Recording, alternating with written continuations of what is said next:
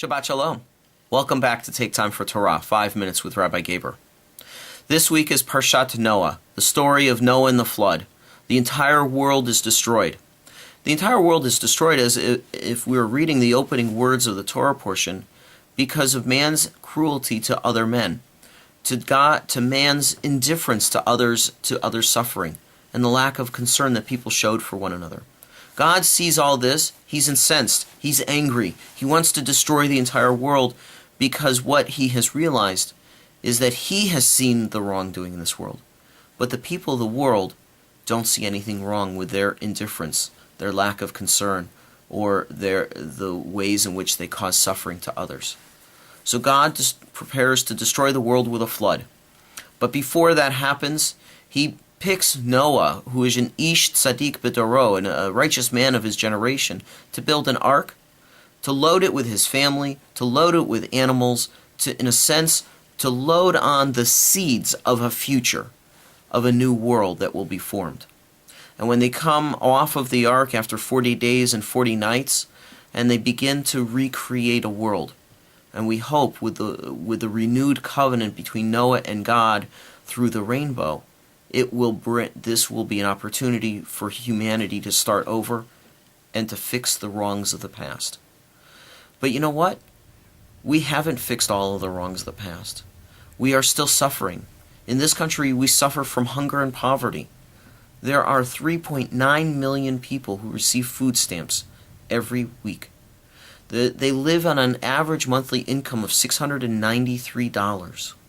There are 15.1% of our population living below the poverty line.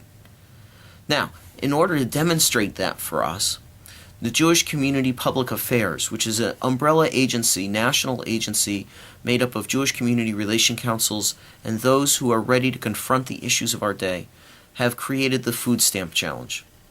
The Food Stamp Challenge is for us to take the amount of food stamps one would receive in a week and live on that for 1 week. That amount is $31.50, or $4.50 a day, or $1.50 a meal. Can any of us live on $1.50 a meal?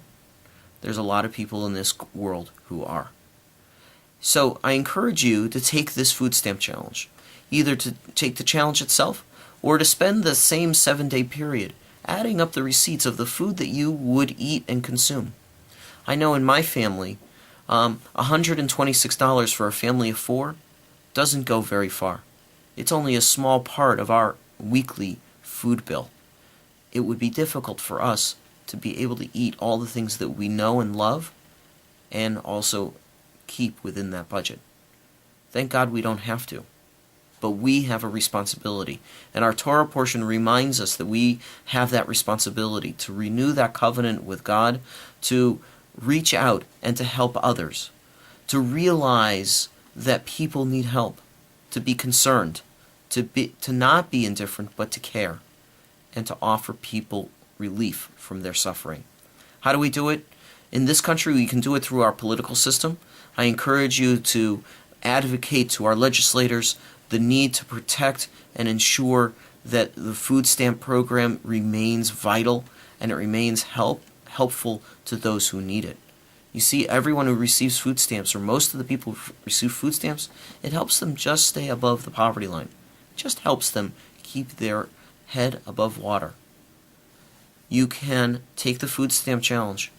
Encourage your friends to do the same and to be enlightened and to understand what others go through and how blessed we are. Make a donation. Make a donation to JCPA to help them confront poverty. Make donations to our Jewish Family Service food pantry. The need has skyrocketed, and they do an incredible amount of good. Make a donation of coats to our coat drive this year. You see, if a family receives a coat, every year young people have to buy a new coat because they don't fit in last year's coat. So if a family doesn't have to purchase a coat for their child, maybe that means they'll be able to live just a little bit more easily. And if they don't receive that coat, they may have to make a choice between a coat or food. Is that something you can stand? It's something I can't stand. So I encourage all of us to reach out and help, to follow the words of Noah and of the Haftarah, that we should be a light unto the nations, that we should be a witness, and we should be leaders, people who do help to the greater good. Shabbat Shalom. I look forward to seeing you next week with Take Time for Torah.